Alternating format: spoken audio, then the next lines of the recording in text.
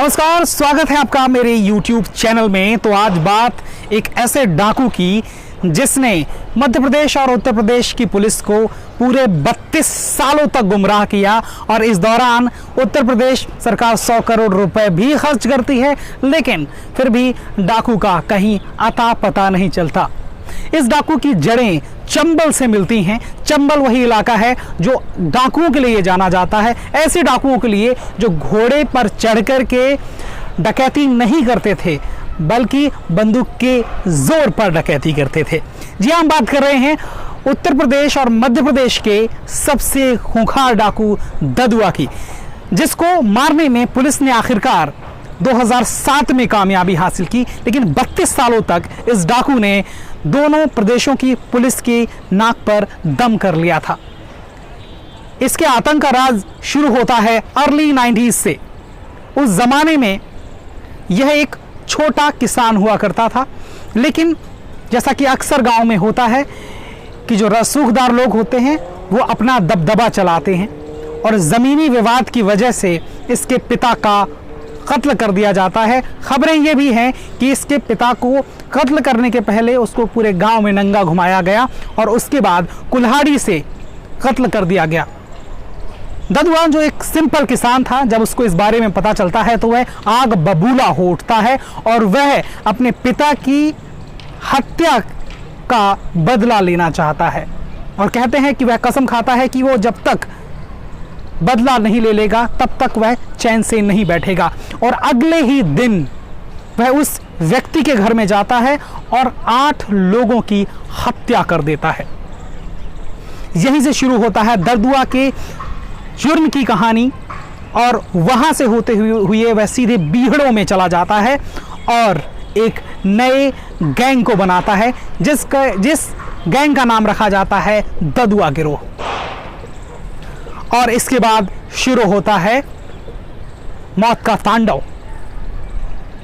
कहा जाता है कि ददुआ गरीबों की मदद करता था, अमीरों को लूटता था। अब इसमें कितनी सच्चाई है वैसे ये नहीं बताई जा सकती, लेकिन माना ये जरूर जाता है कि ददुआ अमीरों को लूटता था, गरीबों की मदद करता था। कहा जाता है कि ददुआ के जो 2 सबसे करीबी लोग थे, करीबी लोग मैं इसलिए कह रहा हूं क्योंकि उनके दम पर ही उसने 32 सालों तक अपना आतंक का साया पूरे क्षेत्र में फैलाए रखा। वह अक्सर जंगलों में घूमता था और अपने गैंग के साथ घूमता था, जिससे कि पुलिस को उसके बारे में कानो कान खबर नहीं होती थी। उसका इंटेलिजेंस इतना मजबूत कैसे था? उसका इंटेलिजेंस इतना मजबूत इसलिए था क्योंकि उसके पास एक कुत्ता और एक हिरन रहता था। माना जाता है कि कुत्ता और हिरन की सूंघने की क्षमता ज़्यादा होती है। 1 किलोमीटर के आसपास अगर उसको पुलिस के होने का आभास होता था तो वह ददुआ के गिरोह को बता देता था और वह पहले से सतर्क होते हुए वहाँ से भाग जाते थे। तो ये चीज़ें ददुआ को इनविंसिबल बनाती थी उस इलाके में, उस क्षेत्र में। और तो और ददुआ ने इस तरीके से अपना आतंक फैलाया था कि लोग उसकी हर बात मानने को तैयार रहते थे। यही वजह रही कि साल 2000 शुरू होने के साथ ही उसने राजनीति में कदम रख दिए थे। माना जाता है कि जब ग्राम प्रधानी पर के चुनाव के लिए उसका बेटा उतरा तो उसके बेटे को निर्विरोध चुनाव जिता दिया गया और उसके बाद ददुआ ने एक बड़ी दावत दी जिसमें 1 लाख लोग शामिल हुए थे। ददुआ ने किस तरह से अपना आतंक का जो पूरा साम्राज्य खड़ा किया था उसकी ये नज़ीर दिखाता है आपको। यही नहीं, 2002-3 आते आते उसने बसपा का दामन थाम लिया और कहा जाता है कि वह लोगों से कह देता था कि अगर आप मेरी पार्टी को वोट नहीं देंगे तो मैं आपको जान से मार दूंगा। इस वजह से लोग उसको वोट देते थे, लेकिन ऐसा उस बार हुआ नहीं क्योंकि बसपा सरकार में नहीं आई। बसपा सरकार में नहीं आई और इस तरीके से उसके जो राजनीति क्षेत्र में आगे बढ़ने के मंसूबे थे वो नाकामयाब हो गए। 2007 का चुनाव फिर से होता है और इस बार ददुआ साथ देता है मुलायम सिंह की पार्टी सपा का। लेकिन ददुआ की किस्मत खराब थी, क्योंकि इस बार मुलायम सिंह की पार्टी सपा नहीं जीतती है बल्कि बसपा पावर में आती है।